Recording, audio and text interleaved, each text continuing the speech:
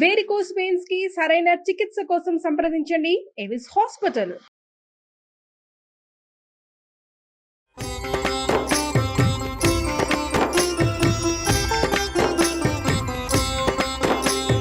నమస్కారం. విష్ణు పురాణం తరువాయి భాగంలోకి వచ్చాం. ఈ విష్ణు సావర్ణి మన్వంతరం గురించి చెప్పారు. తర్వాత రుద్ర సావర్ణి మన్వంతరం అయ్యాక 13వ మనువు రేచుడు అనేవాడట.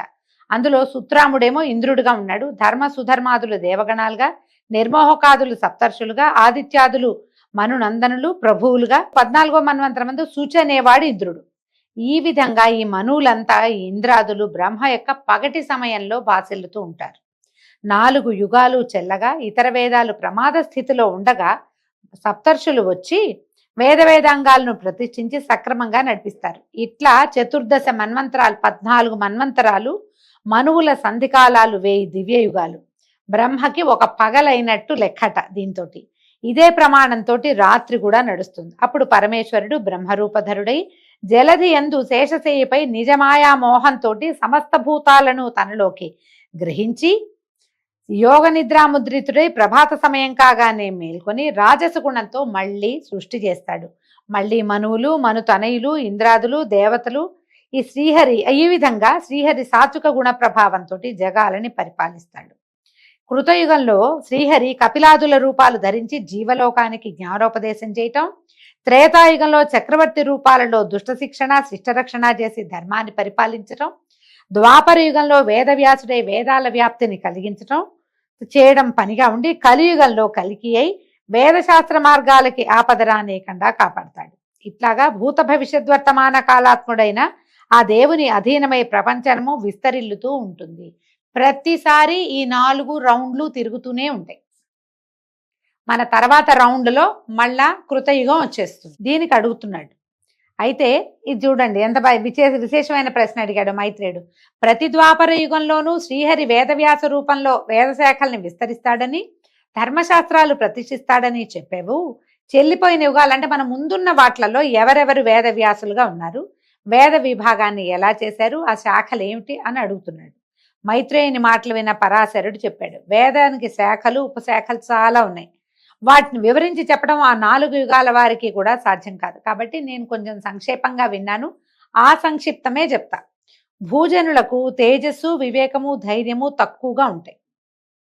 అందుకని అవి వారికి సంతృప్తిగా కలిగించడం కోసం పుండరీకాక్షుడు ఏం చేశాడట, ఏకరూపంగా ఉన్న వేదాన్ని 4గా విభజన చేశాడు. ఋజ్జగ సామ అథర్వాలని వాటికి పేరు. ఋగ్వేదము, యజుర్వేదము, సామవేదము, అథర్వవేదము, ఇవి 4 వాటి పేర్లు.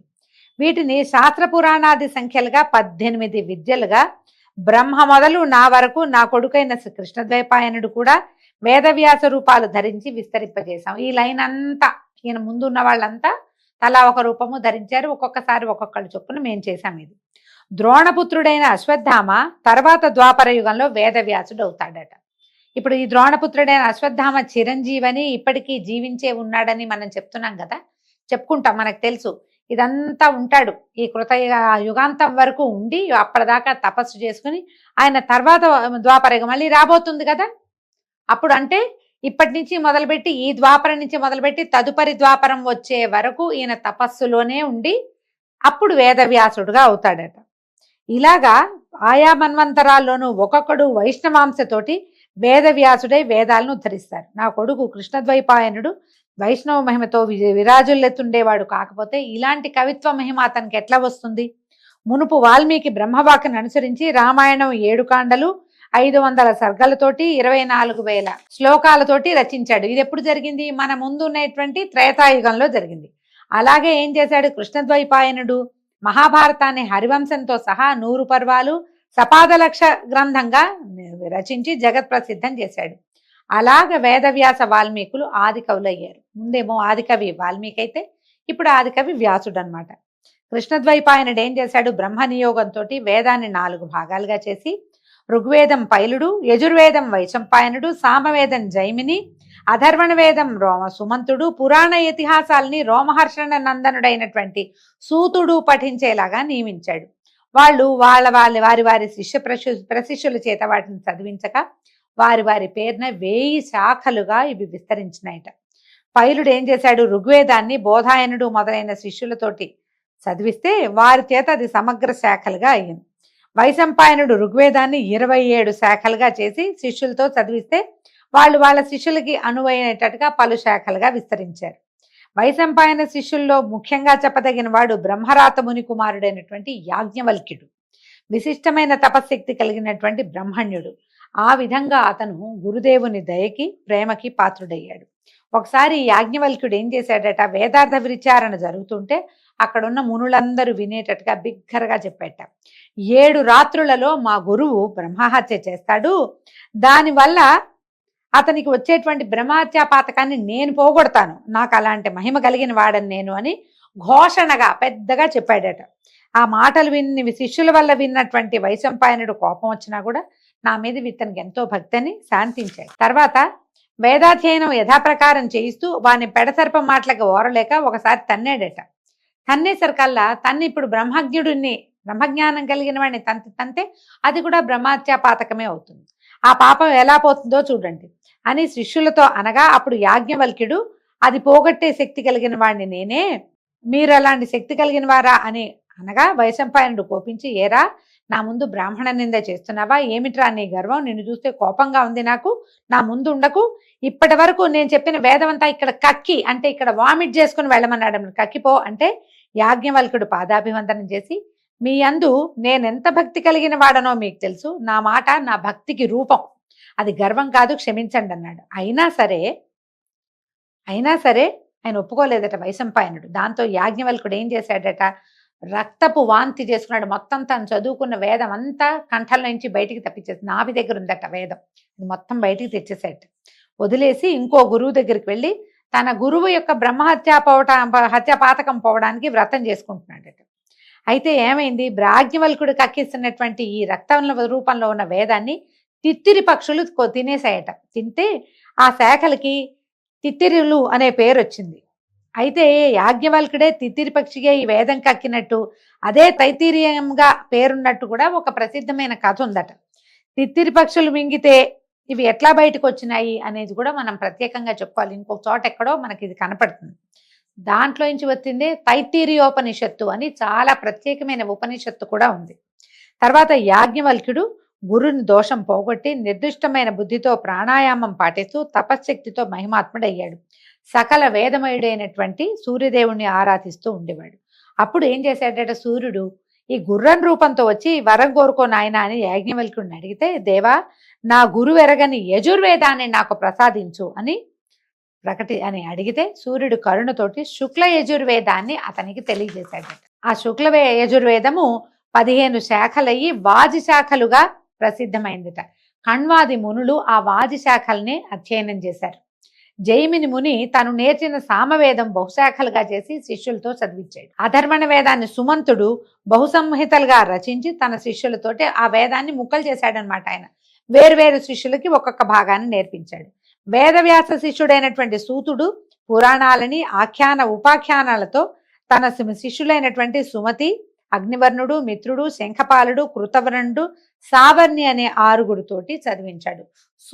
సూతమహాముని వల్లే మనకి ఈ పురాణాలన్నీ బయటకు వచ్చినాయి. ఆయన శిష్యులకి చెప్తే శిష్యులు తమ ప్రశిష్యులకి అట్లా క్రమంగా వాళ్ళ శిష్యులకి అట్లా ఒకళ్ళ నోటి నుంచి ఒకళ్ళ నోటికి వచ్చి ఈ పురాణాలన్నీ రకరకాల ముక్కలుగా కొన్ని అటు ఇటు కలిసినట్టుగా కూడా కనపడతాయి. అవి బయటకు వచ్చినాయి అన్నమాట. బ్రహ్మాండము, వామనము, గారుడము, స్కందము, కూర్మము, భాగవతము, ఆగ్నేయము, మాత్స్యము, లైంగము, మార్కండేయము, కూర్మము, వైష్ణవము, శైవము, నారదీయము, భవిష్యత్ బ్రహ్మవైవర్త వారాహములని పురాణాలు 18. మనం మొట్టమొదటి చెప్పుకున్నాం. అనాపలింగ కూస్కాని పురాణాన్ని పృథక్ అని ఆ శ్లోకం ప్రకారమే చెప్తున్నారు. ఇవి సర్గ, ప్రతిసర్గ, వంశ, మన్వంతర, వంశాభిచరితాలనే 5 లక్షణాలు కలిగి ఉంటాయి. ఇప్పుడు నేను నీకు చెప్తోంది వైష్ణవ పురాణం. ఇది వేద సమ్మతమైనది. సకల భువన స్థితిగతులకు ఆధారభూతుడైన విష్ణుదేవునికి సంబంధించింది. సర్వలోక సమ్మాన్యము. వేదాలు 4, వేదాంగాలు 6. వేదాలకి అంగాలు ఉన్నాయండి. ఇవేమేమిటి? శిక్ష, వ్యాకరణము, ఛందస్సు, నిరుక్తము, జ్యోతిష్యము, కల్పము అని వీటికి వ్యవహారం. మనం వ్యాకరణం అంటే గ్రామర్ అని చెప్తాను చూడండి, వేదాంగం అది. అయితే జ్యోతిష్యం కూడా వేదాంగమే. కాబట్టి తప్పకుండా జ్యోతిష్యం నమ్మవలసిందే, అయితే అది పూర్తిగా అవదు అని ఒక చెప్తారు ఒక కొంతవరకు. కానీ జ్యోతిషం తప్పకుండా వేదాంగం కాబట్టి దాన్ని గౌరవించి తీరాలి. ఈ 6 కూడా ఏంటంటే, ఈ 6 మీమాంస, న్యాయశాస్త్రము, ధర్మశాస్త్రము, పురాణాలు కలిపి చతుర్దశ విద్యలు అయ్యాయిట. ఇలాగే ఆయుర్వేదము, ధనుర్వేదము, నీతి శాస్త్రము, అర్థశాస్త్రము కలిపి చతుర్దశ విద్యలు అయ్యాయని కూడా ఒక నిర్ణయం చెప్పబడుతుంది. ఇవి ఎవరు చెప్పాలి అంటే బ్రహ్మర్షులు, దేవర్షులు, రాజర్షులు వీటిని చెప్పడానికి అర్హత కలిగిన వారు ఉన్నారు. సరే, బాగుంది, ఇవి చాలా విశేషంగా ఉంది. ఇంకా ఏమిటి, ఇంకేమేమి ఉన్నాయి అని అడిగితే అప్పుడు చెప్తున్నాడు అనమాట. ఇంకేమనంటే ప్రతి వాళ్ళు, ప్రతి జీవుడు కూడా కర్మబంధానికి కట్టుబడి మనం యముడి దగ్గర వివిధ శిక్షలు పొందుతూ ఉంటారు. ఆ యాతన రాని విధి, యమయాతనలు, నరక బాధలు లేని విధి ఏదైనా ఉన్నదా అని అడిగితే ఇప్పుడు చెప్తున్నారనమాట. ఒకప్పుడు కాళింగుడు అనే ముని నన్ను సేవిస్తూ ఉండేవాడు. అతని వినయము విధేయతలకి నేను సంతృప్తినుంది. మంత్రోదకంతో శిరస్సు స్పృశించి పూర్వజన్మ స్మృతిని కలిగించాను వాడికి. అప్పుడు ఆ కాళింగుడు నువ్వు అడిగినట్టే అడిగాడు. అతనికి ఏం చెప్పాను ఇప్పుడు నీకు చెప్తున్నాను అన్నాడు. పూర్వము నకులుడనే ముని నరకయాతనలతోటి సతమతమవుతున్న ప్రాణులన్నీ చూసి విచారించి సత్యలోకానికి వెళ్ళి జీవుల కర్మబంధ విషయం అడిగితే ఇప్పుడు పితామహుడు ఇట్లా చెప్పాడు. ఆ విషయం ఏంటంటే యమకింకర సంవాదం అట. యముడు కింకరుడు ఏం మాట్లాడుకున్నారో అది బ్రహ్మదేవుడు నకులుడనే మునికి చెప్తే అది నేను అతనికి కాళింగుడు అనే మునికి చెప్పాను, అదే నీకు చెప్తున్నాను అన్నాడు. ఎన్ని నోర్లు మారిందో చూడండి ఈ విషయం. తప్పప్పులని నిర్ణయించి ప్రాణుల ఆయు పరిమాణాన్ని అనుసరించి తీసుకురావడానికి పాశహస్తులైన కింకర్లు బయలుదేరగా వాళ్లలో నాయకుడైనటువంటి కింకరుణ్ణి లోపలికి పిలిచి యముడిట్టా చెప్పాడట. భూమిలో విష్ణు భక్తులైన వాళ్ళ గృహాలకి వెళ్ళకండి. వైష్ణవులు పావన జీవులు, వారికి ఏ పాపము అంటదు కనుక వాళ్ళు సర్వులకి మాన్యులు. పుండరీకాక్షుని రాజస గుణంతో సంభవించిన బ్రహ్మకు నేను అనువర్తిని. ఆయన చెప్పిన ప్రకారం ప్రాణులకి శిక్షలు విధిస్తాను. కానీ వైష్ణవులు మాత్రం నాకు అజేయులు, వాళ్ళ ఇళ్ళకి నువ్వు వెళ్ళొద్దు. చిన్న చిన్న కింకర్లు చాలా మంది ఉంటారు, ఓ గుంపంతా బయలుదేరుతుంది, మిగిలిన వాళ్ళని పంపద్దన్నాడు అని చెప్పగా ఇప్పుడు బాబు ఈయన అడిగాడట కింకరుడు, ప్రభు ఆ వైష్ణవుల వేషభాషలు, ప్రవర్తన, గుణగణాలు ఏమిటో నాకు చెప్పమంటే ఈయన చెప్పాడు. శత్రుమిత్రులందు సమబుద్ధి అయి నిజాచార వర్తనములను తప్పక ఆచరిస్తూ అల్పమైన అధికమైన పరద్రవ్య వాంఛలేని వాడే ప్రవర్తించేవాడు వైష్ణవుడు. బొట్టు పెట్టుకుంటే కాదండి, శంఖచక్రాలు భుజాల మీద ధరించి స్వరూపాన్ని ధరించి విష్ణు స్వరూపాన్ని ధరించిన వాడినే వైష్ణవుడు అనటానికి కుదరదు. మనకి పురాణం ప్రకారం ఏంటంటే వాళ్ళకి తరతమ భేదం లేకుండా ఉండేవాడు. తను చేయవలసిన ఆచారాన్ని తప్పకుండా చేసేవాడిని వైష్ణవుడు అంటారు.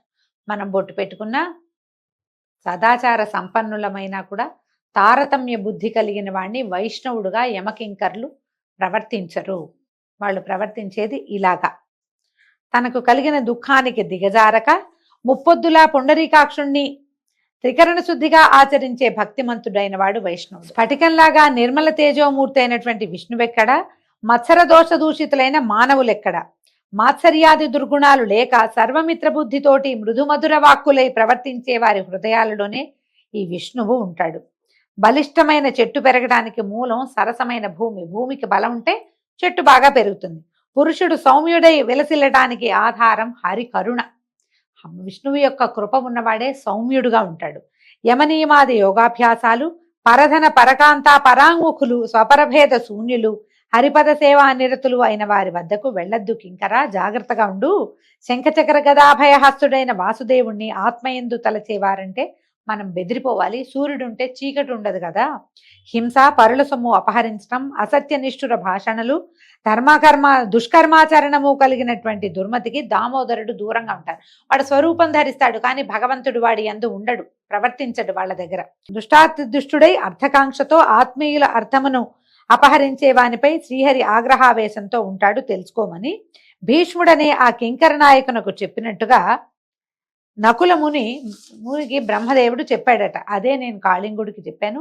అది విని ఆనందంతో కాళిందుడు వెళ్ళాడు, మైత్రేయ నాకు దేవభజన పరులకు యమదండన ఉండదు. ఎవరైతే నిత్యము హరినామస్మరణ చేస్తారో, ఏదో కష్టం వచ్చింది ఏం చేస్తాం, మన కర్మానుభవం అనుకోవాలి. సుఖం వచ్చింది నా వల్లే వచ్చింది, నేనే చేశా, నా వల్లే కుదిరింది, నేను నిన్న పూజ చేశాను కాబట్టి ఇవాళ బాగా జరిగింది, ఇలాంటి భావాలు కలిగి ఉండకూడదు. పూజ వల్ల ప్రతిఫలాన్ని ఆశించకూడదు. ఈ రకంగా ఉండేవాడిని నిజంగా వైష్ణవుడు అని చెప్తారు. అని చెప్పగా ఇప్పుడు మైత్రేయుడు అడుగుతున్నాడట, సంసారాన్ని జయించాలనే సంకల్పంతో దేవారాధన తత్పరులైనటువంటి వాళ్ళు ఎలాంటి ఫలితాన్ని పొందుతారు అంటే, ఇప్పుడు ఈయన చెప్తున్నాడు అనమాట. చాలా మంచి ప్రశ్న వేశావు. సగరుడనే ఇక్ష్వాక చక్రవర్తి ఇలాగే అడిగితే ఔరుడనే మునివర్యుడు చెప్పాడు. ఒకనాడట సగర చక్రవర్తి, ఈ సగరుడు ఎవరండి మనకు తెలుసు, మనం ఇంతకుముందు కథల్లో విన్నాం కదా సగర చక్రవర్తి కథ. ఈయన కుమారులు వెళ్ళి కపిల మహర్షికి కోపం తెప్పించి పాతాళంలో బూడిద కుప్పలుగా మారిపోయారు.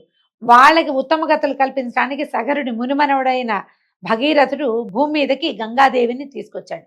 ఆ సగర చక్రవర్తి ఔరుని అడిగాడట, మహాత్మా మాధవారాధన మహిమ ఏంటి, మాధవుణ్ణి ఆరాధించే వాళ్ళు ఎలాంటి ఫలితాన్ని పొందుతారు అంటే, అప్రమేయమైనది మాధవారాధన. ఐహిక జీవితాన్ని ఇంపుగా వెళ్ళించి అంతమందు పునరావృత్తి రహితమైన పరమపదాన్ని చేరతారు వీళ్ళు. జీవితం ఎలాగో గడపాల్సింది, గడిపిన తర్వాత అద్భుతమైన పరమపదాన్ని పొందుతారు. వీళ్ళు ఏం చేయాలి, భగవంతుడిని ఆరాధించాలంటే కులాచార ధర్మాల్ని సక్రమంగా పాటించాలి. ఆ వర్ణాశ్రమ ధర్మపరులైనటువంటి తన భక్తుల్నే శ్రీహరి ఆదరిస్తాడు, వాళ్ళ పూజా పునస్కారాలు స్వీకరిస్తాడు. యజ్ఞాదుల చేత జపింపదగిన వాడు శ్రీహరి, జపపరాయణుల చేత జపింపదగిన వాడు శ్రీహరి. శ్రీహరి సకల భూతమయుడు, అన్ని ప్రాణుల్లోనూ భగవంతుడు ఉంటాడు. పరధన కాక్ష పరకాంత వ్యామోహము కలనైనా లేక జీవహింస చేయక ఎదుటివారిని ఏ దశలోనూ దూషించక ద్వేషించక సాధుజనులకు కీడు చేయక తనను ప్రేమించే వారిపై అలుగక గురువుల యందు భక్తి కలిగి బ్రాహ్మణుల్ని సేవిస్తూ తన పర భేదబుద్ధి లేక సర్వసమబుద్ధితోటి ప్రవర్తించే వారి పూజలని మాత్రమే శ్రీహరి స్వీకరిస్తాడు. అదే ముఖ్య విషయం మళ్ళీ చెప్తున్నాడు. సకల వర్ణాల వారు తమ ధర్మాలను సక్రమంగా ఆచరిస్తూ శ్రీహరిని పూజిస్తే ఆ భగవానుడు సంతుష్టుడై ఆ పూజని స్వీకరిస్తాడు. తద్వ్యతిరిక్తమైతే ఫలితము సున్నా, కేవలం పూజగా మాత్రమే మారిపోతుందట. సగరుడు ఇది విని కైమోడ్చి అప్పుడు వర్ణాశ్రమ ధర్మాలు చెప్పమంటే ఇప్పుడు చెప్తున్నారు. వర్ణాశ్రమ ధర్మాలు ఏమిటి, చేయవలసినవి చేయరానివి తెలిసిన వాడే దానము సత్పాత్రునికి ఇస్తూ దేవతార్చన నిత్యక్రియగా, అంటే చేయవలసిన పనిగా, కామ్యంగా కాదు, ఇది మనం చేయాలి కాబట్టి చేయటం అన్నమాట. భూతదయ కలిగిన వాడే అగ్నిహోమాదులు నిర్వర్తిస్తూ వేదాధ్యయనము విడువక కుటుంబ పోషణకై ధనకాంక్షతో యజ్ఞం చేయటము, జీతం పుచ్చుకుంటూ వేదం చెప్పటము అనేవి చేయకుండా స్వవృత్తితో ఆర్జించిన వారి నుంచి విప్రుని వల్లనైనా సరే ధనం స్వీకరిస్తూ సాధ్యమైనంత వరకు అన్ని ప్రాణులకు మంచిని చేయువాడై రత్నాన్ని రాతిని సమమైన దృష్టితో చూస్తూ ఋతుకాలమునందే ధర్మపత్తితో సమాగమం చేసే ధర్మబుద్ధి కలిగిన వాడు బ్రాహ్మణుడు. బ్రాహ్మణం యొక్క వర్ణం యొక్క ధర్మం ఈ పైన చెప్పబడినవేనట. అయితే క్షత్రియులకు కూడా ఒక ప్రత్యేక ధర్మం చెప్పారండి. యజ్ఞం చేయటం, వేదాధ్యయనం, దానం చేయటం, ధర్మంగా ప్రవర్తించటం, బ్రాహ్మణ భక్త కలిగి దుష్ట శిక్షణ శిష్టరక్షణ చేస్తూ తన ఏలుబడిలో ఉన్న ప్రజలను తన పిల్లల్లాగా పోషిస్తూ శాస్త్ర విజ్ఞానం కలిగి ధర్మార్థ కామాలని సక్రమంగా సాధిస్తూ ఉండటమే క్షత్రియ ధర్మం. రాజు అయిన వాడు ఇలా చేయాలట. తర్వాత బ్రాహ్మణ క్షత్రియ గౌరవము, వేదాధ్యయనము, సత్పాత్ర దానము, స్వకులాచార పాలన, పరధనాశ లేకుండటము, నిత్య నైమిత్తిక క్రియలను సక్రమంగా చేస్తూ ఉండటము, క్రయ విక్రయాలలో నిర్మల మనస్కుడై ప్రవర్తించటము, ధర్మ పద్ధతిలో అర్థాన్ని కూడబెడుతూ కృషి వాణిజ్యము పశుపాలన చేస్తూ ఉండటము వైశ్య ధర్మం. ఆ కాలంలో ఇలాంటి ధర్మాచరణే ఉండేదట. పై 3 జాతుల వారి యందు భక్తితో ప్రవర్తిస్తూ సేవించటము, కులాచారం తప్పక యోగ్యతను అనుసరించి దానం ఇవ్వటము, అందరి యందు మైత్రి కలిగి ఉండటము, పరనింద ఆత్మస్థుతి లేక ప్రవర్తిస్తూ ఉండటమే శూద్ర ధర్మం అట. 4 ధర్మాల వాళ్ళు, అంటే 4 వర్ణాల వాళ్ళు ఎలాంటి ధర్మాచరణ చేయాలి అనేది ఇలా చెప్తున్నారు. మైత్రి, సత్యము, దయ, మంచితనము, వంచన చేయక రుచుమార్గాన నడవటము, పాత్ర మెరిగి ఇవ్వటము, సర్వభూత సమబుద్ధి, సత్వరజస్తమో గుణాలకు లొంగకుండా ఉండటము, శాంత గుణము, ఇవి 4 జాతులకు ఉండవలసిన ముఖ్య ధర్మ గుణాలు. ఎంత దురాశ కలిగినా, ఎంత కీడు కలిగినా, ఎలాంటి ఆటంకాలు వచ్చినా తమ కులాచార ధర్మాలు తప్పక ప్రవర్తించాలని బ్రహ్మవాక్కు అని చెప్పి ఇప్పుడు ఆశ్రమ ధర్మాలు చెప్తున్నారు. వర్ణాశ్రమ ధర్మము అంటాం కదా, ఏ ఆశ్రమంలో ఉన్న వాళ్ళు ఏం చేయాలి అనేది మనం రేపటి పారాయణలో తెలుసుకుందామండి. అంతవరకు సెలవు, నమస్కారం.